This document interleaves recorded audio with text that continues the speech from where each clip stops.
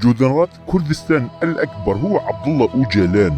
شهدت الآونة الأخيرة جدلا حادا بين الكرد وبالأخص على مواقع التواصل الاجتماعي حول مصطلح جودنرات، وبالطبع من أدرج مصطلح جودنرات ووضعه على جدول أعمال الكرد هو عبد الله أوجلان. فمنذ مطلع تسعينيات القرن الماضي لاحظ أوجلان أن المجتمع يدار وفق العبارات الفضفاضة والخطابات الشعبوية، وهذا ما دفعه إلى طرح مصطلح جديد كل بضعة أعوام لتضليل الشعب والرأي العام عن حقيقة الواقع وتحريفهم عن المسار عبر هذه المصطلحات الشعبوية الخداعة.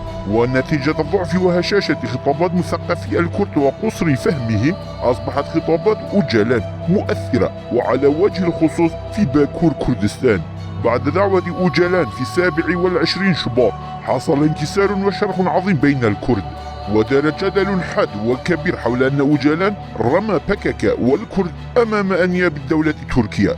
وعندما كانت تدور النقاشات حول خيانة أوجلان هذه، حاول أوجلان إحداث اضطراب وإرباك في عقول الكرد عبر استخدامه لمصطلح جديد ألا وهو جودنرات. فيا ترى ماذا تعني كلمة جودنرات؟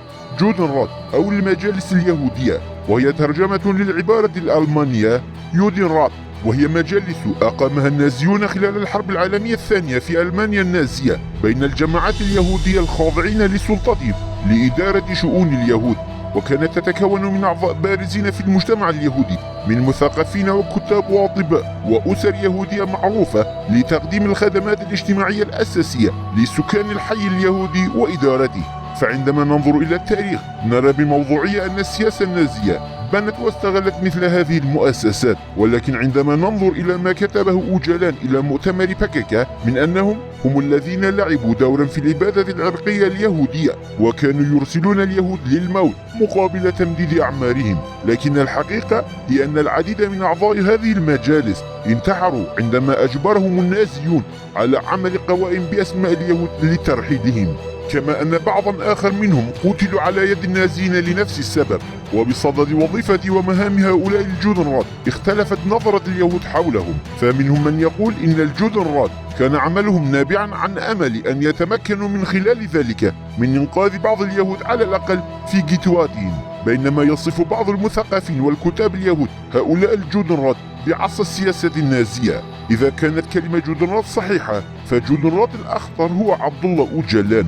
لغاية اليوم لا يمتلك اليهود أنفسهم فكرة أو نظرة مشتركة متفقة للمهمة التاريخية لوظيفة هذه المجالس اليهودية. وفي الوقت الذي ما زال الغموض يحوم حول هذا المصطلح المعادي للسامية، يحاول أوجلان فرضه على المجتمع الكردي، لكن لا مكان لهذا المصطلح لا في علم الاجتماع ولا في مفهوم التاريخ، كما أن هذا المصطلح لا يضفي أي إيجابية على الإطلاق على المجتمع الكردي أو مفهوم التاريخ، إنما حلت العبارة فقط محل العبارة السائدة السابقة لبككة كجاسوس خائن عميل بين قوسين. كذلك إذا قلنا إنه بعد أن بدأ أوجلان باستخدام مصطلح جودنرات من أجل كسب عنفرية من الأطراف المعادية للسامية، سعت الأطراف المقربة من أوجلان ومعلمه يالتين كوتشو الذي قال البرزنيون يهود لنشر هذه الفكرة على نطاق واسع. فمن أي زاوية نظرنا نجد أن استخدام كلمة جودنرات على الكرد لا معنى لها أبدا، بل هي مجرد لعبة. بل حتى أن أوجلان أطلق لقب جودنرات على قادة الانتفاضات الكردية الذين لا تعرف أماكن قبورهم لغاية اليوم، أمثال الشيخ سعيد أفندي وسيد رضا. كما أطلق على البرزنيين الذين حاربوا 3 دول محتلة لكردستان وهزوا أركان الاستعمار خلال 100 عام الماضية، أطلق عليهم أوجلان لقب جودنرات. واليوم بات كوادر بككة يتهمون الكرد على مواقع التواصل الاجتماعي بشكل ممنهج ويومي بأنهم جودنرات. ولو افترضنا أن عبارة جودنرات لأوجلان صحيحة رغم أن اليهود أنفسهم لا يعترفون بها، آنذاك فإن جودنرات كردستان الأكبر هو عبد الله أوجلان نفسه. ولو صح قول أوجلان إن الجودنرات هم الذين لعبوا دورا في الإبادة العرقية اليهودية مقابل تمديد أعمارهم ولو ل24 ساعة، ومقابل ذلك يرسلون اليهود إلى غرف الغاز، فلم يأتي أحد في تاريخ الكرد مثل أوجلان ضحى بهذا القدر الهائل من أرواح الكرد القرابين في سبيل إنقاذ نفسه من الموت. ولإثبات هذه الحقيقة عن أوجلان ليس من الضرورة العودة لسبعينيات القرن الماضي، أوجلان ضحى بآلاف الجريلا لئلا يعدم. عام 99 ولدى عودة أوجلان إلى تركيا على متن الطائرة قال: اعطوني فرصة لأخدمكم.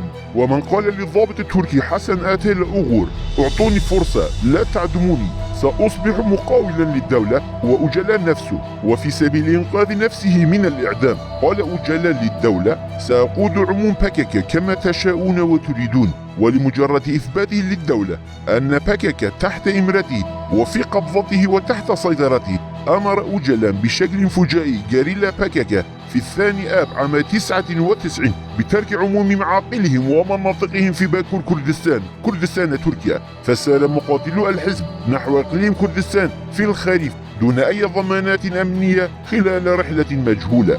ووفقا للإحصائيات الرسمية لباكاكا، فقد 928 جريلا أرواحهم أثناء هذا الانسحاب، واستسلم 350 جريلا، ولا يزال مصير مئات الجريلا مجهولا. وكذلك ومن أجل أن يثبت أوجلان للدولة سيطرته على الحزب، عام 2000 أمر أوجلان باكاكا بمهاجمة الاتحاد الوطني الكردستاني وقتاله. وفي المساء شن الجريلا هجوما على مقار وبيشمركة الاتحاد الوطني الذين كانوا يلعبون معه كرة القدم يوميا، واستشهد المئات من البيشمركة على أيديهم.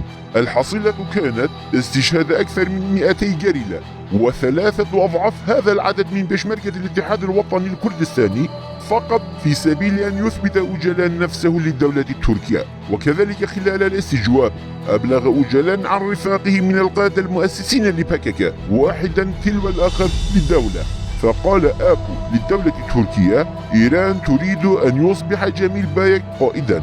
وقال لحسن آتيل أوغور: لقد قمت بتصفية جميع قادة باكاكا الذين أرادوا أن يحلوا محلي واحدا تلو الآخر. كما سرد أوجلان لعدوه قصة اغتيال رفيقه محمد شنال كانتصار ومجد.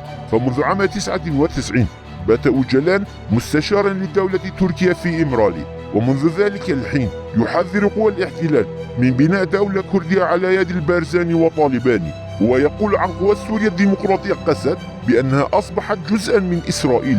يمكننا سرد آلاف الأمثلة من تاريخ باكاكا وأوجلان حول كيف أن أوجلان ضحى بأبناء الكرد وبناتهم ووجههم نحو الموت المحتوم فقط في سبيل الحفاظ على حياته وأن يبقى على قيد الحياة، وكيف ارتعد خوفا من الموت، وكيف باع أقرب مقربيه للعدو.